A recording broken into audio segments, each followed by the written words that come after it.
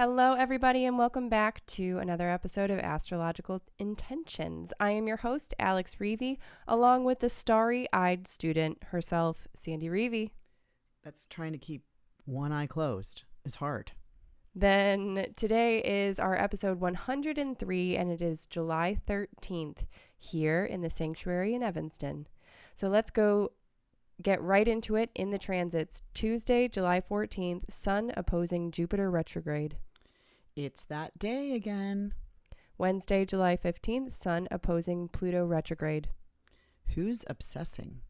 Then in Talisman time, Sandy has finished up to begin a lucrative teaching project, to be promoted, and one very special upcoming, to seek inner vision.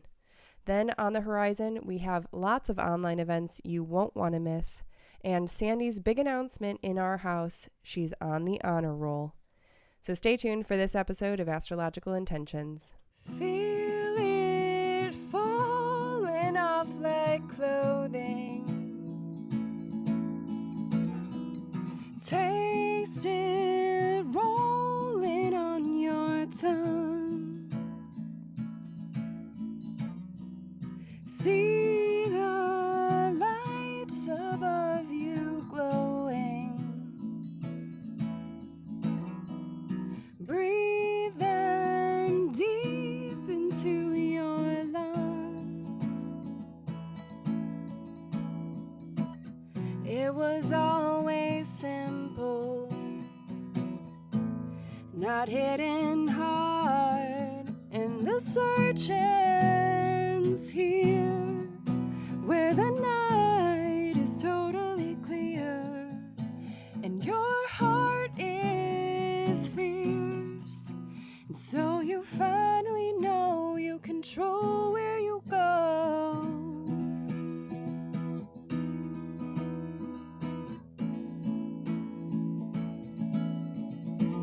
Hello, starry-eyed student. Hi, Alex. How are you? So good. It's good to be back here with our nice recording microphones. I hope everyone out there is enjoying these. I did get a few comments from last week's podcast. People saying, thank goodness you got some updated microphones. It was that bad. It was pretty bad. It was. Well, here we are. We've upgraded. Yes. But starry-eyed, it's so funny because I'm sure you're talking about my telescope. And I really think, you've been buying me, the shorty lens and the Bursar lens, which actually it takes whatever lens you're looking at, whatever millimeter of the telescope, and it doubles it. So it doubles the magnification of whatever lens you have. So it's, that's the Barlow. Mm-hmm. Yes. Well, I have to figure out how to use it. I tried that one morning at 3 a.m, and it just wasn't working for me. But what I was about to say is, like, you're buying all these attachments. Yes, and things, little gadgets. And one of the things I think I need is an eye patch. Why?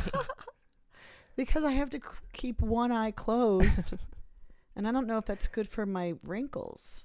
I don't know if that's going to increase them. We can get you an eye patch. I've literally had to put my hand over one of my eyes so I could just look in the eyepiece and not have to, like, squinch. Oh, squinch it. Yeah, so I'm like, I need to be a pirate. Well, and I've also noticed, too, is that some photographers, they'll keep both eyes open when they're shooting an image. But it might just be very strange if you tried doing that. If you can just, like, kind of have one eye dominating. Never thought that. But otherwise, we'll get you a patch. How about that? I'm sure I could use something that I can find around the house, but I don't really need an eye patch. Okay, well, going direct to you all, thank you, everybody, for your emails, for your responses and your reviews. I did get an email from Lisa, and she says, I just wanted to thank you so much for making the beautiful celestial bracelets I just ordered. They will be especially meaningful, as the last trip I got to take with my beautiful, precious mom was to Bali in March 2018. We traveled a lot together, and we were best friends. And this trip, we had the privilege of traveling with my wonderful niece and her granddaughter, 3 generations all in one trip. Mom was very ill at the time, but was not going to miss out on this adventure. What a trooper. So grateful. We all loved Bali and still love it. I'm a Cancer, she's a Pisces, and I'll be wearing those bracelets, those celestial bracelets together. I will also get the Taurus one for my niece's sign, and we'll wear all three together, remembering that one trip. I also continue to enjoy wearing all the works of art you've made in the form of earrings, necklaces, bracelets that I purchased and given as gifts, all from meeting you at your store in Ridge Road in Wilmette. Lisa. Years ago. Lisa, thank you. I appreciate it. And, that choked my throat. I understand what relationship is with mom and with daughter. Yeah. Yeah. And Bali. Right. We lived that. The first time was your 60th birthday, heading to Bali, because that was, that was your vision. And so we did whatever we could to make that happen. Right. And it felt so far away. Well, it was. Right. But what I didn't anticipate was for falling deeply in connection with Bali. I know we went to India. Was that the year before? Thinking that India was going to be my big connection. Right. And did not have the same connection in India, but Bali, yeah, I have such a deep soul connection there that I don't really feel like I need to go anywhere else right now. I don't need to trek upon any other lands right now. India was 1 year after we went to Bali. Okay. I'm 2017. Yeah, and I guess maybe it was just so marked of a difference that, right now I have no desire to spend time there. Right. Yeah. Well, so let's move on. In the transits, we have a very light week. We have 2 transits this whole entire week that are noteworthy. Tuesday, July 14th, Sun opposing Jupiter retrograde. Yeah, it's that day. It's really, this whole week is titled, What's Hiding? There's just something that has this flavor of, it's an opposition. The Sun is in a position, and the Sun is still in Cancer.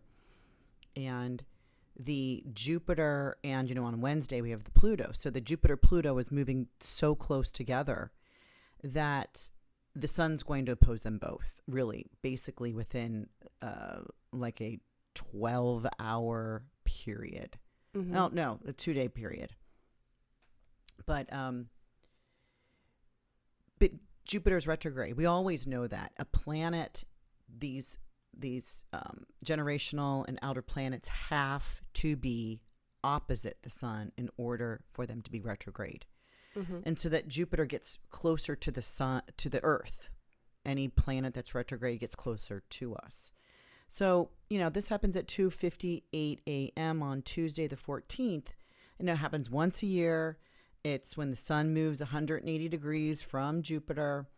And like I said, it's always retrograde. So Jupiter, in the sign of his fall, F-A-L-L, means he really does not like to be here. And we've known that we're not really calling Jupiter the cosmic Santa Claus this year, right? It's kind of the opposite. It's bringing things that, we prefer not to engage with. Right. And the fall is always opposite the domicile, correct? No, that's the fall is opposite its exaltation. Oh, that's correct. Okay. Yeah. Whoopsies. But we just recorded a whole entire series, the astrology basics of the planets. That's going to be coming out this week. So everyone, mark your calendars. And basically how you mark your calendars, you get on our mailing list. And as soon as I have all of those up on the website ready for purchase, we'll give a big broadcast email out to you all, just teaching you a little bit more about those domiciles. Right. We did that in a 4-part, which each part was an hour. Susan Goodell and I. And there's slides, there's some videos, there's ways in, like this nice, really deep program of doing, these planets, those planets, those planets, and those planets. Right. And it covers the basics, and it's really awesome information just to have when we're talking about these transits, because, Sun opposing Jupiter in retrograde, those two major planets, the Sun and Jupiter, we talk a lot about, and they're very important. They're big, heavy hitters. So continue on. Sorry about that. Yeah. So Jupiter's in Capricorn and is in his fall and really close to the Earth. So it's twofold, right? It's either great or not so great, right? Because it's just big, whatever it is. And so it's either optimistic or over optimistic. It's either you're paying attention, to like a abundance or something that, those that want to do something versus those who think they know how. So it's just kind of this like play. And then when we put Pluto in there, it's a power play. Okay. Yeah. And it's like, what conflict? Because it's this opposition. So Sun in Cancer opposing Jupiter. And there's a thing called Occidental, where this is the placement that happens every year, where the Sun is now coming up before Jupiter does. It's a traditional, it's one of the things I'm learning in all of the traditional year and a half study I've been doing. So, the Sun comes up first. So the Sun is more important here. And Jupiter's not that strong.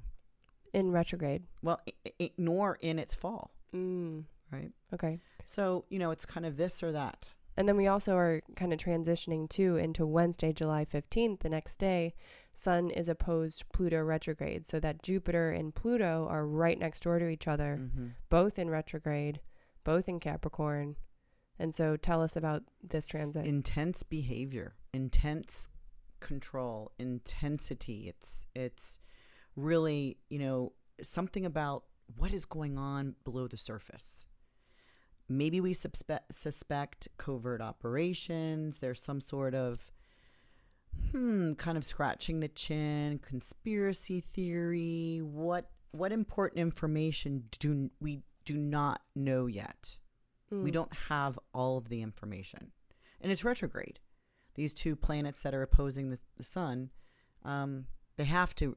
The only planets that are not opposing the Sun in the retrograde are the personal, which is, Mercury, Venus, and Mars. Okay. But all other planets have to be. So we're going to just have to kind of pay attention on, keep your what's your ear to the grindstone? Oh, no, that's your nose to the grindstone, ear to the ground. Ear to the ground, yeah. Yeah. And just maintain that posture, knowing that, the Sun's light is being cast on to these, big planets. So it is about really that focus, that energy, and wherever we are focusing that energy is most important. So make sure to keep that awareness on what are we doing instead of habitual rote processes. Right. And the Sun in Cancer reflects the common folk. We are the Americans. We are the people. So it's wherever you are in the world, you are of, common folk, right? Unless I'm talking to high officials here that are listening to my podcast. So there's just some sort of conflict that's underground. So we'll see. Okay. And so moving into talisman times, you have finished up 2 talismans Thursday, July 9th, to begin a lucrative teaching project. This was at 2:10 a.m. And this is the night that I got up to do this talisman and then stayed up until after 5 a.m. with my telescope. But this is to begin a lucrative teaching project. I gather the perfect group for me to teach what I know. This becomes a financially successful venture. We had the moon in above this in the 11th house, which is about groups and organizations. And Venus was just getting ready to come up over the horizon in a little bit. It was the ruler of, we had a Taurus rising here. And so the Venus in the second house, second house is the money, financial support, Mm-hmm. and in the sign of Gemini, which is about teaching and about learning and about gathering information and taking notes and reading books and sharing information and all new ideas. So Cool. yeah. And then I stayed up and I did see Venus come up over the horizon that Oh day. my goodness. Yeah. So I was, and literally I put, I think I put this picture when I baked the beads and put it together and took the picture to put on the website. I think this is the one that I added a picture of Venus coming up over the horizon because I wanted, because it's a moon square Venus talisman. And I wanted to show what it looked like in the sky. Mm-hmm. Yeah. Yeah, in all of her bright glory. She was bright, and we're going to talk a little bit more about in our house because I found out something I didn't know about Venus. Ooh, okay. Yeah, that sly girl. Okay. So also today, when this podcast comes out, Monday, July 13th, you have another talisman to be made, to be promoted. To be promoted. My daily work is being noticed as beneficial to the company. I am offered a promotion that meets my expectations. And this is Jupiter. Jupiter's the ruler of the chart. I got the Sagittarius rising, and it's trine to the midheaven. And the moon is in a really nice applying aspect, sextile to Mercury. And, Mercury has stationed for direct. So even though it's just turned, it is moving direct. It's still in the shadow, but it's, it's still slow. But I wanted to grab this period because Jupiter being the ruler in the second house. So. Okay. And then your upcoming talisman, Thursday, July 16th, to seek inner vision. For real. This probably, this whole month is my favorite. Ooh, cool. Well, the other day when I was up at, should I just finish this? No, I want to talk about it. Okay. When I was up at 2 a.m. to do my talisman work, and then I'm like, oh, you know what? I'm going to go up on the deck and I have to bring this big alligator, telescope out and get it set up and get prepared. And I'm looking at and seeing all kinds of things. And I'm like, what is that? I had to reach out to Gemini Brett, who is the sky watcher. Mm-hmm. And I was like, Gemini, what is this? And he's like, that's Pleiades. So I could see right above Venus.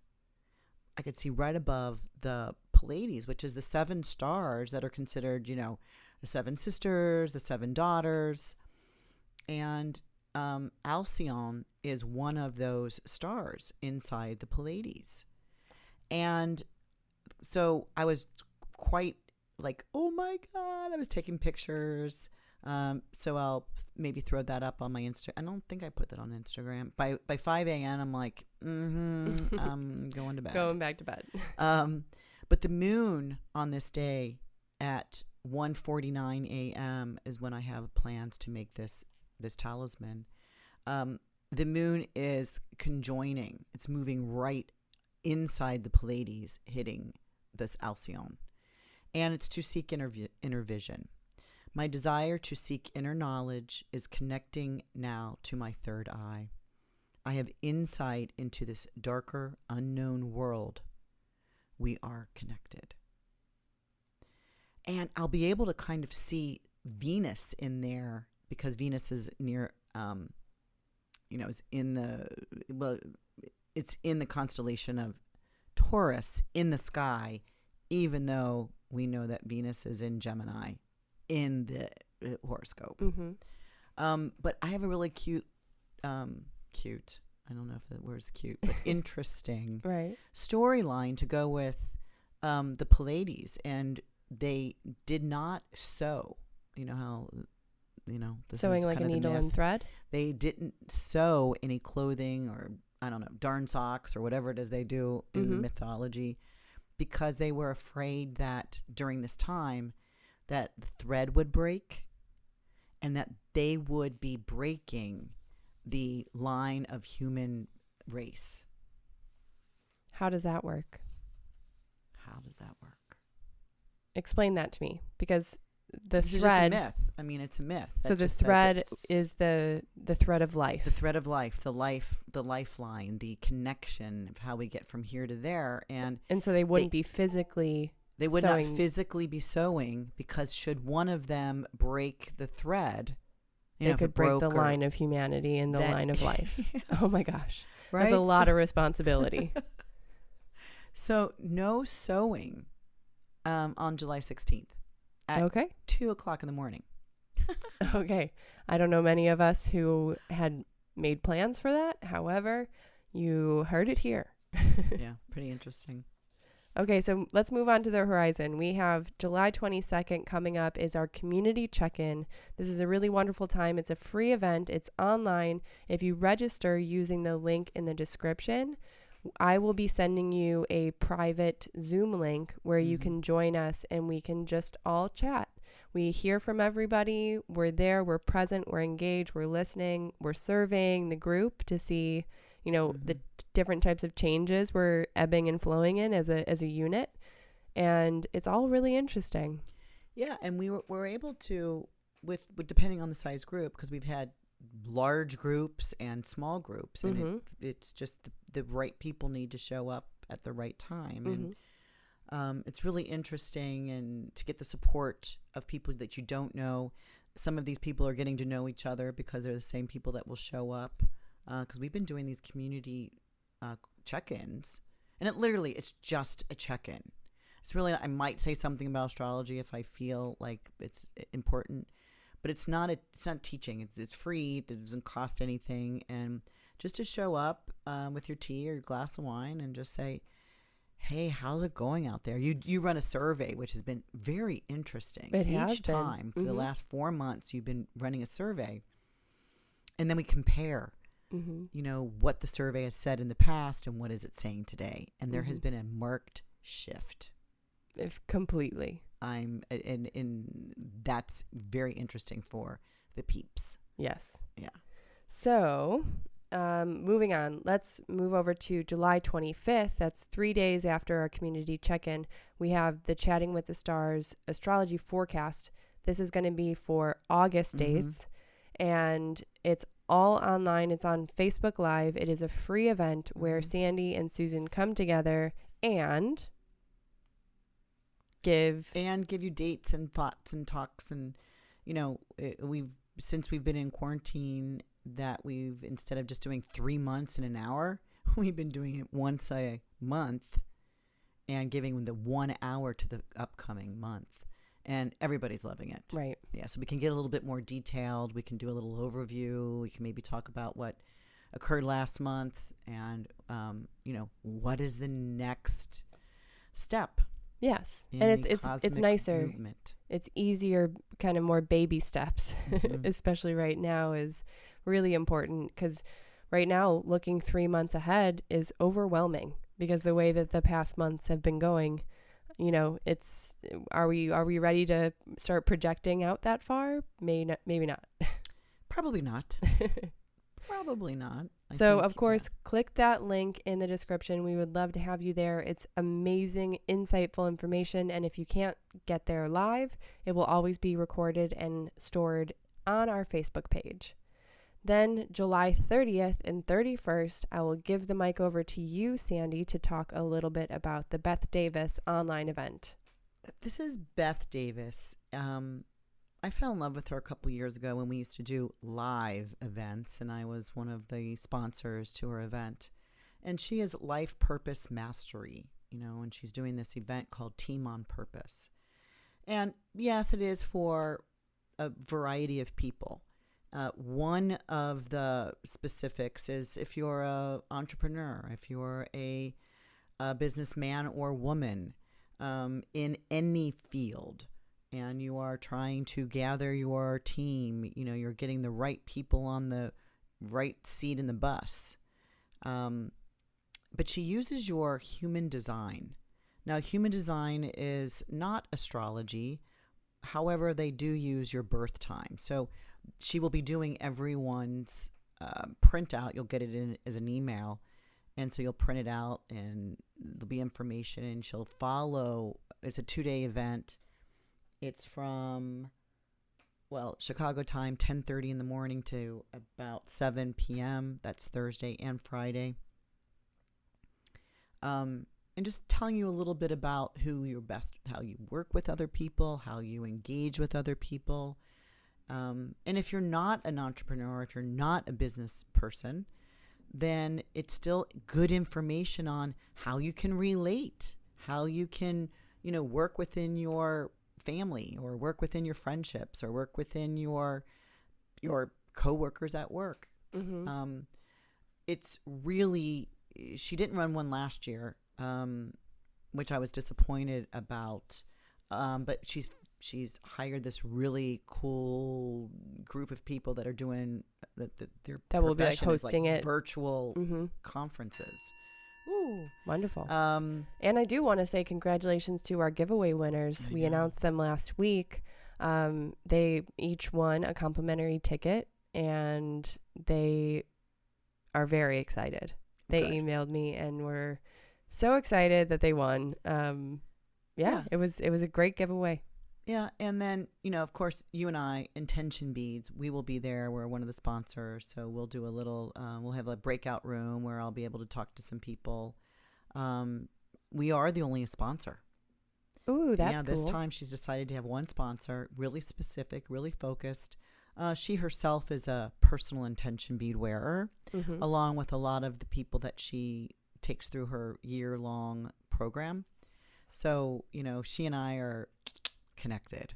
Yeah, that's really cool. Yeah, really cool stuff. She normally has a lot of sponsors and vendors, and that's kind of an honor for us to be the exclusive one.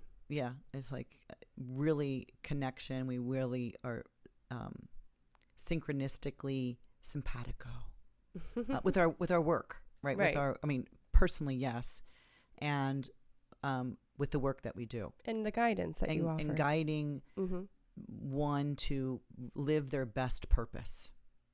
Yes. Yeah. And so August 12th, we have a Chatting with the Stars, aka CWS webinar coming up.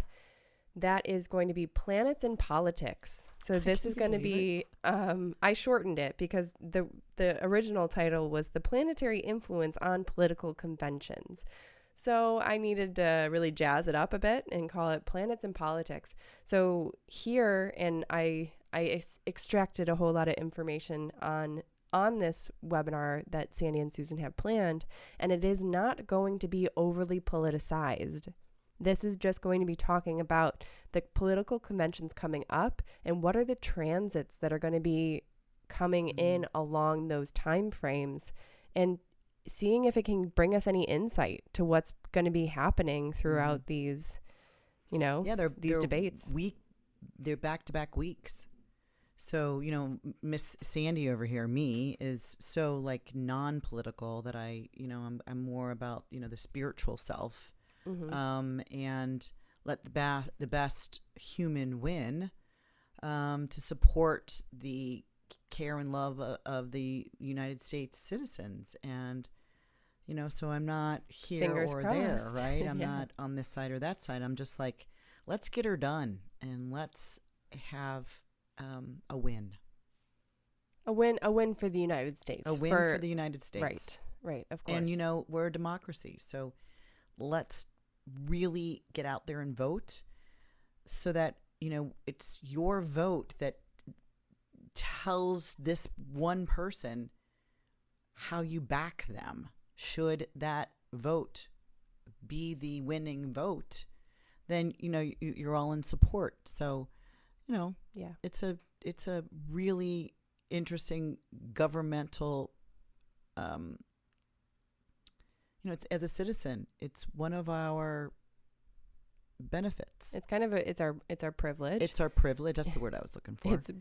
I wouldn't even call it a privilege. I'm sorry, it's got to be a duty. Yeah, it's a responsibility. And yeah, as informed as we possibly can be, absolutely, that's important. It's also going to be so interesting to look at the astrology around it and what's going on. And, there's a lot of people that are wanting to do a mail-in vote. Yeah. And I even went online the other day just to look to see how it was, the registration. And I just want to remind people that the Mercury is retrograde all that last part of October, all the way. It's stationed direct on November 3rd, the day of the election, and stations direct around noon Chicago time.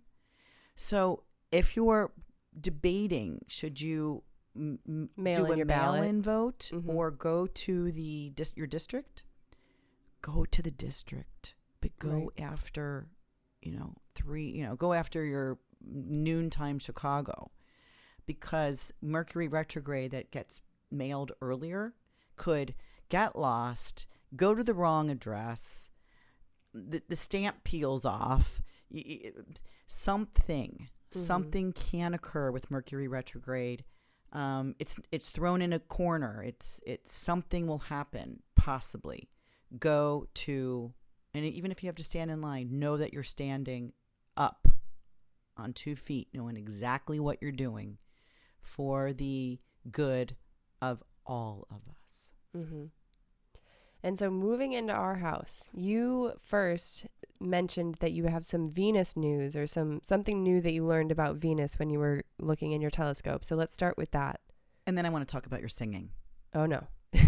Let's start with singing, since it was like, okay, last week we went silent. Right. With our music, our intro and extra. Right. Because there's been, all that news happening with Nako, and us being a huge supporter and a fan of his, that news has really put a damper on his music, on his influence, on a lot of things, and really what that has come down for me and really distilled down into is that every single one of us has a responsibility to be the best human that we can possibly be, serving others, treating others with the utmost respect. And, we just got to move along with the people who live that, walk and talk it.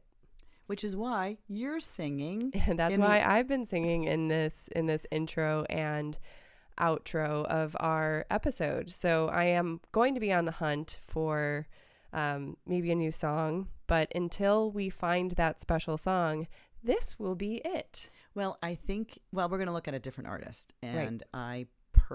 we personally know this artist. Mm-hmm. And I think I found the song, but I want you to listen to like 5 songs, and then you decide which one you like, and if we match, we're on. Ooh, what if we have like an A and a B choice, and we can bring that to one of the podcasts? Okay. And get a vote from all of the listeners. So do you think we'll do like our next podcast will be vote for song A? Yes. And then the following week will be song B? No, we'll probably have them both, and we'll just do like a running total and see how many votes we get. Okay. Ooh, I love stuff like this. Yes. I'm a competition girl, even though I'm really not a fighter, but I do like competition. Yeah, you do. You are a fighter. You don't see it, but I see the fighter within you.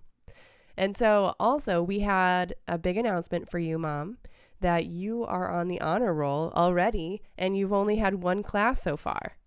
So Kepler College is the only astrology either diploma or certification school in North America. Kepler College. I think it's just keplercollege.probably.org. And I've been keeping my eye on it for years and years, and I know some of the people that run it and blah, blah, blah. But I really have, when I got that telescope, I'm like, you know what? I really need to learn more about mythology. It's always been a interest. Edith Hamilton, and with her book, Mythology. And love her, by the way. She's a wonderful Vedic astrologer who, has this book called Mythology. Mm-hmm. Well, anyway, I signed up for this class, and we had our first class. And so, I took a test. I'm like, what? Right. I have to write an essay. What? It has a syllabus. It's a graded course. You have to bring in essays and I guess, bibliographies. And the first one is about the creation of Earth. Mm-hmm. So it has taken me in a really cool, and I've got time for it. That's the part, is like, I'm not like, oh my gosh, I only have to figure this out in an hour. It's like, man, I have all day long on a Saturday or a Sunday to just sit with like 6 books plus the computer. Literally. Because she gives us like, and for each week, we have like 15 PDFs live links that she's given us, that we can go down some holes. Right. Plus all the books I have. Plus I'm doing my own graphings on, the world began with chaos. Yes. Right? And it hasn't ceased. And here we are again, trying to rebuild chaos. Right. So that's been really, really interesting, and I'm really digging it. I got a 90% there will be much more, on the first thing. There will be much more news to come. Some mythology stories and all of that from the new expert, Sandy Reevy. Well, I am working toward that.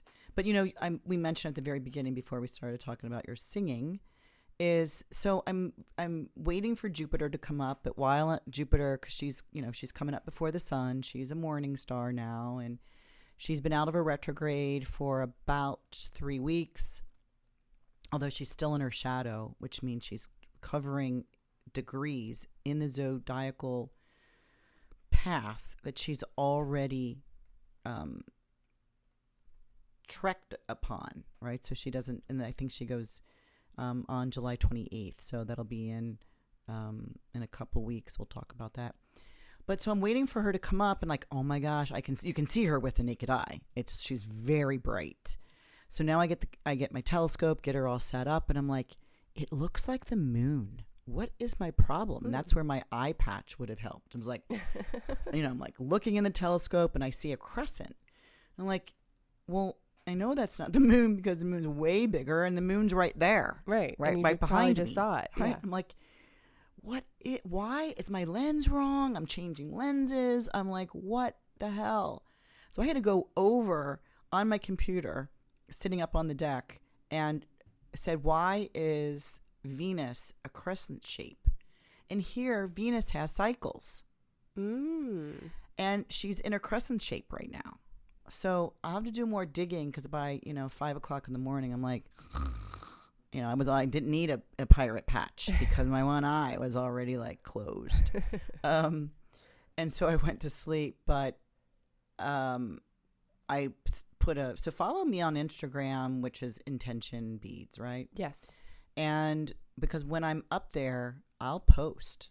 I may not post until the next day, but I'll describe it. So some of the you want to hear about some of the things I've seen? Yeah. Well, I did, the moon, of course. That was one thing I saw, and that was just absolutely incredible. I mean, you got to see, it was like, imagine looking, maybe like, a pizza is over there at the table, and you can see it all, and it's pretty cool. But then, like, imagine it like in your face. That's exactly what it was like, seeing the moon in a telescope. Like, it was in your face.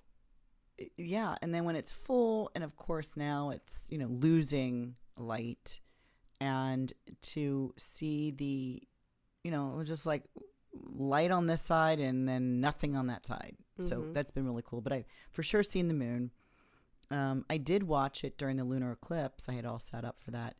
And because I did know it was a penumbral lunar eclipse, that it was just going to it was just going to shade. Mm-hmm. It really wasn't going to be like the bite out of the apple, where you see the earth like literally taking a bite out of the part of the moon. It's called bite of the apple.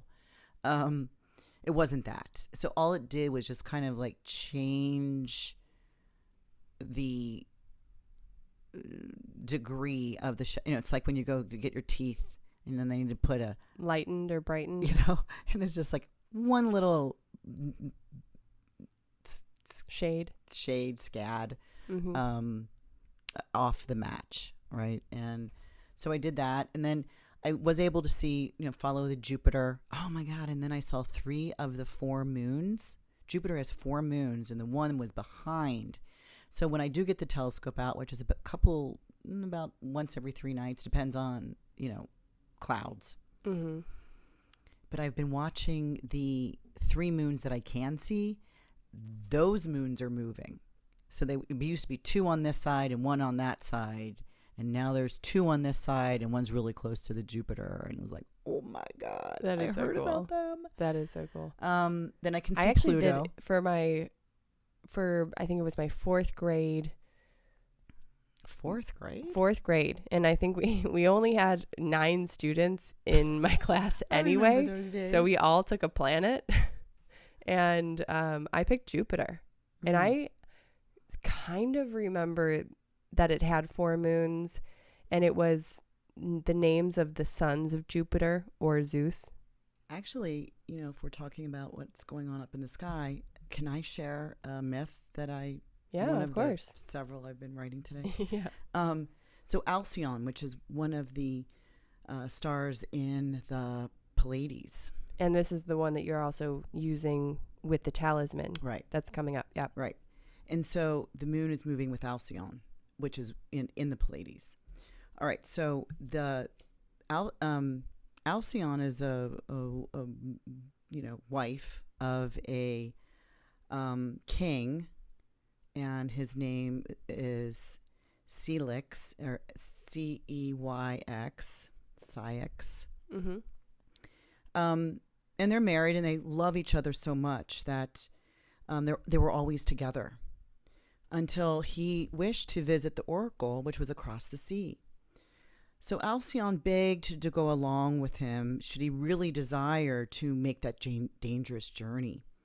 Because as a small girl, she watched her father, who was the king of the wind, she watched her father play havoc on the water, and she feared for her husband's journey across the water because she knows what wind can do, on a sea voyage. Right. So he left, and he died in a huge storm that same day. She didn't know it, right? She prayed, she spun some robes, she waited for his return. I'm getting goosebumps now. Oh, man. Juno heard her pray and felt that she needed to give the information to Alcyone.